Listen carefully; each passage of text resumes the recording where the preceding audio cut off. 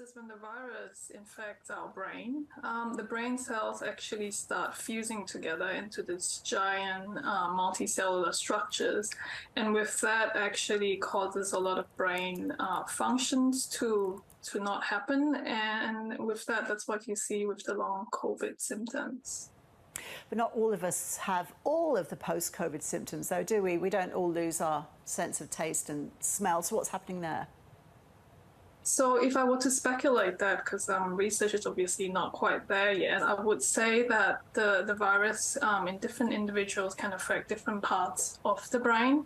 And with that, with some individuals that develop the loss in sense of taste and smell, I would imagine that the virus is wreaking havoc in these brain areas. And is this fusion of brain cells, Yasa, particular to the COVID virus, or does it occur with other viruses? Actually, there are a lot of viruses that cause neurological symptoms. So there are things like HIV, rabies, Japanese encephalitis virus, everything that causes brain to develop symptoms like measles as well, and herpes simplex, even our chickenpox virus.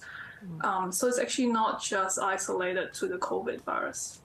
So the question everybody wants to know the answer to, I guess, is this permanent? Do we know what's likely to happen over time?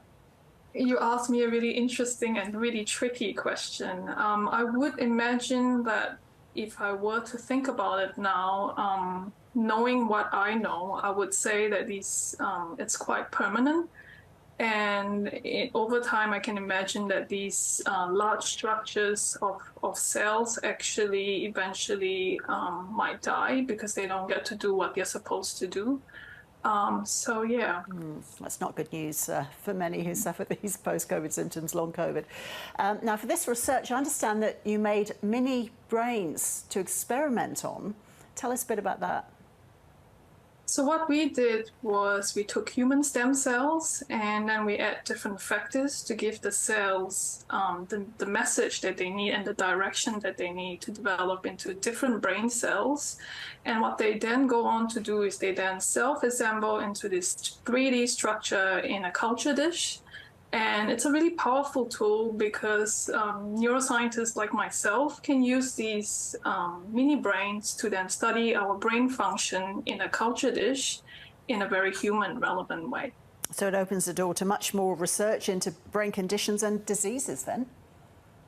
Yes, so we actually run a study and a couple of studies actually on drug development to look at, to identify drugs that could help in COVID and also in our main area of research is dementia.